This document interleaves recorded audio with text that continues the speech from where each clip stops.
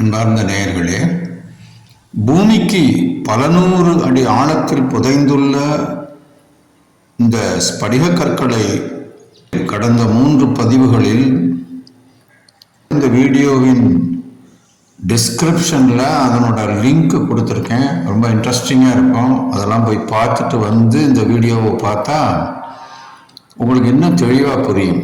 ஸ்படிகத்தோட முக்கியத்துவம் என்னன்னு புரியும். அதாவது நவரத்தினங்கள் தனியாக இருக்குது, இருந்தாலும் இந்த ஸ்படிகத்துக்கும் ஒரு முக்கியத்துவம் இருக்குது. நம்ம ஆன்மீகத்தில் பார்த்தீங்கன்னா ருத்ராட்சம், ஸ்படிகம் இது போன்ற விஷயங்கள்லாம் ரொம்ப முக்கியத்துவம் வாய்ந்ததாக இருக்குது. அது ஏன் எதுக்குன்றதனுடைய முக்கியமான விஷயங்கள் இந்த வீடியோவில் இருக்கின்றன. எனவே இதை ஸ்கிப் பண்ணிடாமல் கடைசி வரைக்கும் பாருங்கள். கொஞ்சம் லென்த்தாக இருக்கும், தயவுசெய்து மன்னிக்கவும். இந்த ஸ்படிகத்தோட ஒரு தன்மை, அதனுடைய ஆற்றல் என்னன்னா, ஸ்படிகம் இடத்திற்கு ஏற்றவாறு தன்னோட சக்தியை வெளிப்படுத்தும்னு இதுக்கு முந்தின வீடியோவில் கூட நான் சொல்லியிருக்கேன். அதாவது இந்த குவாட்ஸ் அப்படின்னு சொல்லக்கூடிய இந்த ஸ்படிகம் ஒரு வினாடிக்கு 32,768 தடவை துடிக்குது, பல்ஸ் இருக்கிறதுக்கு. இதே மற்ற அந்த நவரத்தின கற்கள்னு சொல்கிறோம்ல, அதுக்கு 32,760 தடவை தான் துடிக்கிற தன்மை இருக்குது. ஸோ அதை விட இது கொஞ்சம் இன்னும் ஷார்ப்பாக இருக்கும் அப்படின்னு இதனுடைய துடிப்பு பற்றி பேசும்போது சொல்லியிருந்தேன். இந்த ஸ்படிகம் எந்த ஒரு சக்தியாக இருந்தாலும் அதை தனக்குள்ள ஈர்த்து கொள்ளக்கூடிய ஒரு ஆற்றல் உள்ளது தான் இந்த ஸ்படிகம். அது மட்டும் இல்லை, தன்னுள் அந்த சக்தியை நிலைப்படுத்தி வைத்துக் கொள்ளும் ஆற்றலையும், தேவைப்படுற நேரம் அதை வெளிப்படுத்தும் சக்தியையும் இந்த ஸ்படிகம் தன்னகத்தே வச்சிருக்குன்றது ஒரு விஞ்ஞானபூர்வமான உண்மை. இப்போ இதுக்கு உங்களுக்கு நல்லா புரிகிற மாதிரி ஒரு சின்ன எக்ஸாம்பிள் சொல்லணும்னா, இந்த பேட்டரின்னு ஒன்று பார்த்துருப்பீங்க. எல்லா எந்திரங்களும் இயங்கிறதுக்கு, செல்ஃபோன் கூட இயங்கிறதுக்கு பேட்டரின்னு ஒன்று இருக்கும். அதில் நம்ம சார்ஜ் போடுறோம்.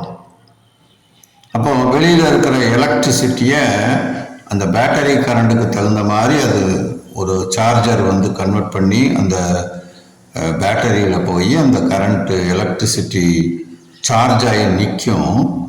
அதுக்கப்புறம் அந்த சார்ஜரை எடுத்துருவோம்.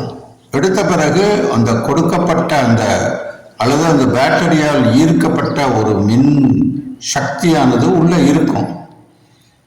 அது மூலமாக 1 நாளோ 2 நாளோ அல்லது அந்த பேட்டரி சக்திக்கு ஏற்ற மாதிரி எவ்வளவு நேரமோ அந்த பொருள் இயங்கும். உதாரணமாக செல்ஃபோன்னா செல்ஃபோன் இயங்கும், வாட்ச்னா வாட்ச் இயங்கும். அந்த மாதிரி இந்த குவாட்ஸுக்கிட்டையும் ஒரு தன்மை இருக்கான். அதுக்காக இதை விளக்கினேன். ஒரு சம்பவத்தை உங்களுக்கு நினைவு கூறுறேன். கனடாவில் 1985 இந்த ஸ்படிகத்தை ஆராய்ச்சி பண்ணி ஒரு முடிவுக்கு வந்திருக்கிறாங்க. ஆராய்ந்து எப்படி ஆராய்ச்சி பண்ணியிருக்காங்கன்னா, ஒரு 2 கண்ணாடி ஜாடியை எடுத்துக்கிட்டாங்க.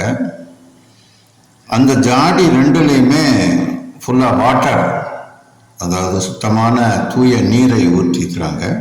ஒரு தண்ணீர் நிறைந்த ஜாடியில் மட்டும் ஒரு ஸ்படிகக்கல் அதை போட்டிருக்காங்க. இந்த இன்னொரு ஜாடியில் வெறும் தண்ணி மட்டும் இருக்கு. இந்த 2 ஜாடிகளிலும் ஒவ்வொன்றிலையும் ஒரு ரோஜா பூவை போட்டிருக்காங்க. அதாவது உள்ள ரோஜா பூ கிடக்கு தண்ணிக்குள்ள 2 ஜாடியிலையும். ஒன்றில் ஸ்படிகமும் அடிஷ்னலாக இருக்கு. ஸ்படிகம், ரோஜா பூ, தண்ணீர் அப்படி இருக்கு ஒரு ஜாடி. 3 நாள் கழிச்சு எடுத்து ஆராய்ச்சி பண்ணி பார்த்தா, இந்த ஸ்படிகம் இல்லாத நீரில் போட்ட ரோஜா ஒரு மாதிரி தண்ணி பட்டு அழுகி டேமேஜ் ஆயிடுச்சான். அதுவே இந்த ஸ்படிகம் இருந்த தண்ணியில் போட்ட அந்த ரோஜா இருக்குல்ல, ஸ்படிகம் தண்ணிக்குள்ளே போட்டு வச்சுருந்தாங்கல்ல ஒரு ஜார், அதுக்குள்ளே இருந்த அந்த ரோஜா அப்படி கெடாமல் சூப்பராக இருந்திருக்கு.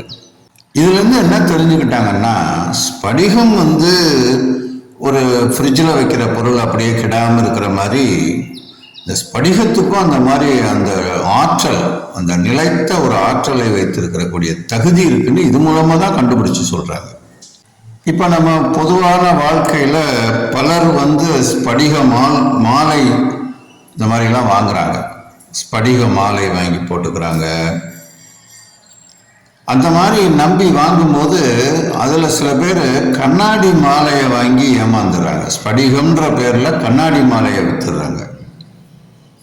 அப்போ இதை பற்றி யாரும் தெரியலன்றதுனால தான் இந்த மாதிரி தவறுகள் நடக்குது. அதை பற்றி நம்ம தெரிஞ்சுக்கிறது, அந்த ஸ்படிகம்னா எப்படி கண்டுபிடிக்கிறதுன்ற ஒரு விழிப்புணர்வு இருந்தால் நல்லது தானே. அதனால் இதுக்கு ஒரு சிறிய ஒரு எளிய சோதனை இருக்குது. இப்போ கண்ணாடியை விட இந்த ஸ்படிகம் நம்ம ரூம் டெம்பரேச்சர் இருக்குல்ல, இப்போ ஒரு கண்ணாடி கல் சும்மா கொடுக்குறாங்கன்னு வச்சுக்கோங்க, அது நம்ம ரூம் டெம்பரேச்சரை மெஷர் பண்ணும்போது ஒரு உதாரணமாக 32 டிகிரி இருக்குன்னு வச்சுக்கோங்க. அந்த ஸ்படிகத்தில் நம்ம டெம்பரேச்சர் செக் பண்ணால் அதே 32 டிகிரி தான் இருக்கும்.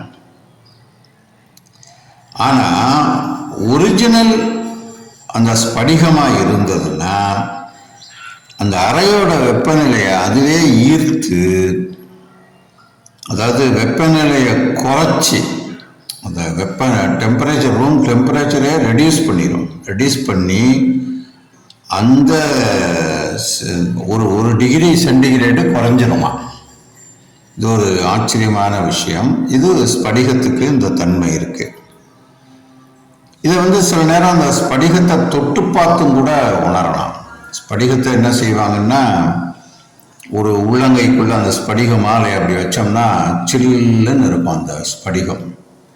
அப்படியே வச்சுட்டு இருந்தோம்னா மூடி, அந்த ஸ்படிக மாலையை கைக்குள்ள வச்சு மூடி கொஞ்ச நேரம் வச்சுட்டு இருந்தோம்னா பார்த்தா ஆட்டோமேட்டிக்காக நம்ம உடம்போட வெப்பம் பூரா அந்த ஸ்படிகத்துக்கு டிரான்ஸ்ஃபர் ஆகி கொஞ்ச நேரத்தில் அந்த ஸ்படிகம் ஒரு வார்ம் ஆயிரும், அதாவது சூடாயிரும். இதுதான் ஒரிஜினல் ஸ்படிகம். திரும்ப அதை எடுத்து கீழே வச்சிங்கன்னா கொஞ்ச நேரத்தில் அந்த டெம்பரேச்சர் டவுன் ஆகி பழையபடி எடுத்து பார்த்தீங்கன்னா சில்லுன்னு இருக்கும். இது பொதுவாக ஒரு நல்ல ஸ்படிகத்தை கண்டுபிடிக்கிறதுக்கான ஒரு முறை.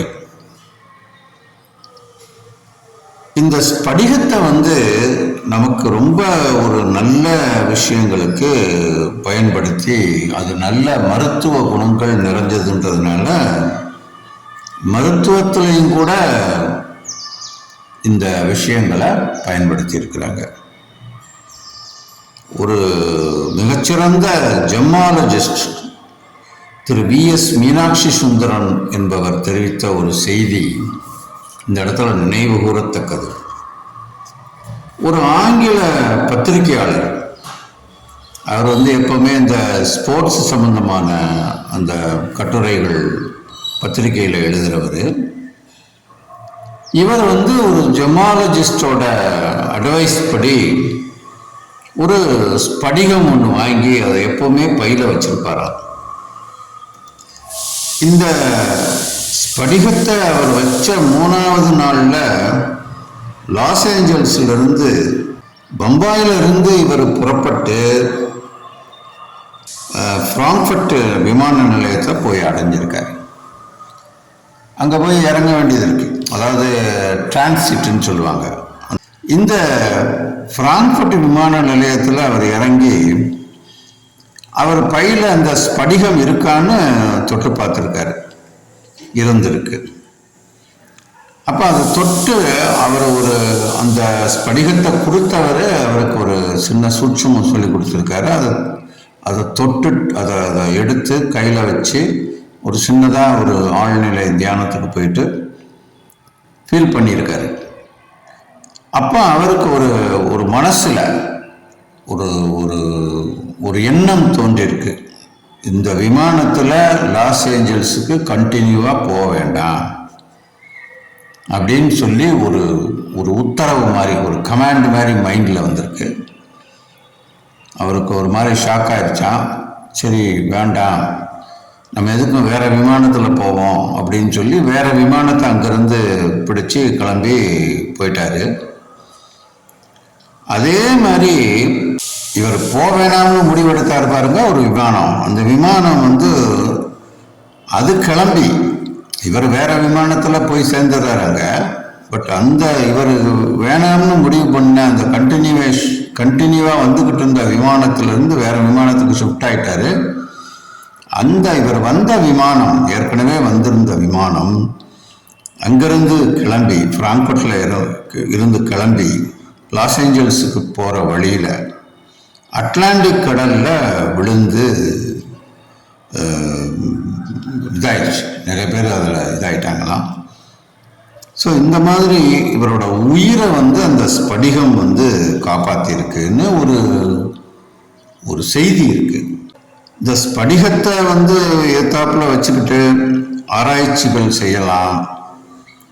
அது மாதிரி அந்த மாதிரி செய்யும்போது அவங்களுக்கு தடையில்லாமல் வெற்றி கிடைக்கும்ன்ற ஒரு நம்பிக்கை இருந்திருக்கு மேல்நாட்டினருக்கு.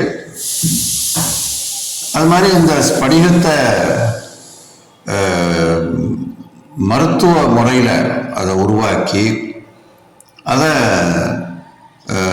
சாப்பிட்றதுனாலையோ அல்லது அதை மாலையாக அணிவிச்சுக்கிறதுனாலையோ தனக்கு நம்மளே அணிச்சிக்கிறதுனால இந்த வாதம், பித்தம் போன்ற வியாதிகள்லாம் குணமாகுமா. இந்த ஸ்படிகத்தை மோதிரம் அல்லது ஏதாவது நகையில் அதை பதிச்சு அணிஞ்சுக்கிட்டா டென்ஷன் இருக்கு பாருங்க, அது கொஞ்சம் குறையும், மனம் அமைதியாகும். பொதுவாகவே ஒரு மனிதனுக்கு டென்ஷன் வர்றது கவலைகள்னால வருது. இந்த கவலைகள் வெளியில் இருக்கக்கூடிய செயல்கள்னால வருது.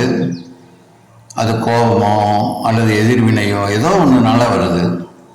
அப்படி வரும்போது இந்த மனக்குழப்பம் ஏற்படும் போது ஆட்டோமேட்டிக்காக உடம்புல பாடி டெம்பரேச்சர் ரைஸ் ஆகும். அப்போ இந்த ஸ்படிகம் நம்ம உடம்புல இருக்கும்போது அது நம்மளை உடம்புல இருக்கிற அந்த ஹீட் அப்சர்வேஷன், அந்த ஒரிஜினல் ஸ்படிகம் ஏற்றுக்கிறதுனால உடம்புல கொஞ்சம் கூல் இதாகும். அதனால இந்த எண்ணங்கள்னால ஏற்படக்கூடிய அல்லது ஒரு குழப்பத்தினால ஏற்படக்கூடிய அந்த பிரச்சனைகள் மனசுல இருந்து கொஞ்சம் நீங்கின மாதிரி ஒரு ஃபீல் ஆகும். நம்ம பொதுவாக அந்த கோவில்களில் போய் கொஞ்சம் நேரம் தியானம் பண்ணிட்டு வந்தால் கொஞ்சம் மன நிம்மதியாக இருக்குன்னு சொல்கிறோம்ல. பிரச்சனை மாறலை, போய் உட்காந்துட்டு இருந்தோம்னா உடனே நமக்கு 1 லட்சம் ரூபாய் கடன் இருக்குன்னா உடனே அது கடன் அடைஞ்சிருச்சுன்ற ஒரு இது இல்லை, ஒரு தெளிவு பிறக்கும். அதை தான் இந்த ஸ்படிகம் செய்யும்னு நம்ம எடுத்துக்கொள்ளணும். இந்த ஸ்படிக கற்கள் கத்திரிப்பூ கலரு, ரோஸ் கலரு, இந்த புகை நிறத்தில் உள்ள ஸ்படிகம், மஞ்சள் மற்றும் வெண்மை, இந்த மாதிரி நிறங்களில் கிடைக்குதாம். இந்த வெள்ளை ஸ்படிகத்தில் கலந்துள்ள ரசாயன பொருட்கள் சிலிக்கானோ ஆக்சைடுன்னு நம்ம ஏற்கனவே தெரிஞ்சிருக்கோம். இந்த ரோஜா நிற கல்லில் அதாவது ஸ்படிக கல் ரோஜா நிறத்தில் இருந்துச்சுன்னா அதில் மேங்கனீஸ்ன்ற ஒரு பொருளும், அதாவது மூலக்கூறும், அப்புறம் டைட்டானியம்ன்ற ஒரு மூலமும் கலந்துருக்குன்னு சொல்கிறாங்க. இந்த ஸ்படிக கற்களில் நல்ல பட்டை தீட்டப்பட்ட கல், அந்த பட்டை தீட்டப்படாத கற்கள் அப்படின்னு 2 வகை இருக்குது. அதாவது ரஃப் ஸ்டோன் அண்டு ஷைனிங் பண்ணப்பட்ட ஒரு ஸ்டோன். ஒரிஜினல் பொதுவாக வியாபாரத்துக்கு வரும்போது ஒரு பளபளப்பாக இருக்கும்ல, அந்த மாதிரி. வைரத்திலேயே பட்டை தீட்டப்பட்ட வைரம், ரஃப் டைமண்ட் அப்படின்னு இருக்கு. இதில் அந்த பட்டை தீட்டப்படாத ஸ்படிகம் தான் நல்ல பவர்ஃபுல்லாக இருக்குமா, அதுதான் ரொம்ப சக்தி வாய்ந்தது. இந்த ஸ்படிகம் நம்ம வாங்குகிறோம். அப்படி வாங்கும்போது பல பேர் அதை தொற்று வாங்கியிருப்பாங்க, பல பேருக்கு அது டிரான்ஸ்ஃபர் ஆகி நம்ம கைக்கு சேரும். அப்படி வரும்போது ஒவ்வொருத்தர் உடல்ல இருந்தும் அந்த அவங்களுடைய உடல் அதிர்வுகள், எண்ண அலைகள், இதெல்லாம் கூட அந்த ஸ்படிகத்தில் பதிஞ்சிருக்கும்.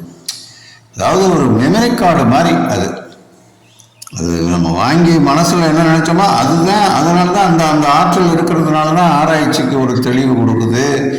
இப்போ நான் முதல்ல சொன்ன கதை மாதிரி கனடாவிலிருந்து லாஸ் ஏஞ்சல்ஸுக்கு பயணமான ஒரு பத்திரிகையாளருக்கு ஏற்படவிருந்த விபத்தை அது சுட்டி காட்டுது. இதெல்லாம் கூட அந்த ஒரு ஆற்றல் தான் காரணம். இது நேச்சுரலாக இருக்குது அந்த கல்லில். இதுக்கு ஒன்றும் மூடத்தனம்னு இதை சொல்ல முடியாது. அந்த மாதிரி இருக்கக்கூடிய கற்களை பல பேர் கை மாறி வர்றதுனால அதை சுத்தப்படுத்தும் முறைகள்னு இருக்கு. அந்த சுத்தப்படுத்தும் முறைகளில் சுத்தப்படுத்தி அதுக்கப்புறம் உங்கள் கையை விட்டு இன்னொருத்தர் கைக்கு போகக்கூடாது. அப்படி வச்சுருந்தா அது உங்கள் கண்ட்ரோலில் இருக்கும். இதுதான் அந்த ஸ்படிகத்தோட ஸ்பெஷாலிட்டி. இன்னும் விளக்கமாக சொல்லணும்னா, இந்த தெய்வீக தன்மை கொண்ட இந்த ஸ்படிகம் யாருக்கிட்ட இருக்கோ அவங்களோட வைப்ரேஷனை அது வாங்கிக்கிறது. அதனால நம்மக்கிட்ட வரக்கூடிய அந்த ஸ்படிகம் அதனுடைய எதிர்மறை அதிர்வை, அதாவது நெகட்டிவ் வைப்ரேஷன்ஸ் எதுவும் இருக்கா இல்லையா அப்படின்னு நம்ம உணர முடியாது. அதனால அதை நீக்கிறதுக்கு ஸ்படிகத்தை சுத்தம் செய்ய வேண்டியது அவசியமாக இருக்கு. அப்படி சுத்தப்படுத்தும் முறைகள் பல இருக்கு. அது கடல் நீரில் சுத்தம் பண்ணுறது, இல்லை ஓடுற நதியில் சுத்தம் பண்ணுறது, நம்மளுடைய அந்த சுவாச காற்றுனாலேயே சுத்தம் பண்ணுறது, இந்த ஹோமத்தால் சுத்தம் பண்ணுறது, உப்புல சுத்தம் பண்ணுறது, அதே மாதிரி நெருப்பால் சுத்தப்படுத்துறது, சூரிய ஒளியிலேயே சுத்தப்படுத்துறது, சந்திரனோட ஒளியில சுத்தப்படுத்துறது, பிரமிடு சக்தியில் சுத்தப்படுத்துறது, இப்படி பல வகையான சுத்தப்படுத்தும் முறைகளும் ஸ்படிகத்தில் உள்ளன. நவரத்தினங்களை போலவே ஸ்படிகமும் மனிதனுக்கு மிகவும் முக்கியமான சக்தி வாய்ந்த ஒரு பொருள் என்பதை புரிந்து கொள்ளலாம்.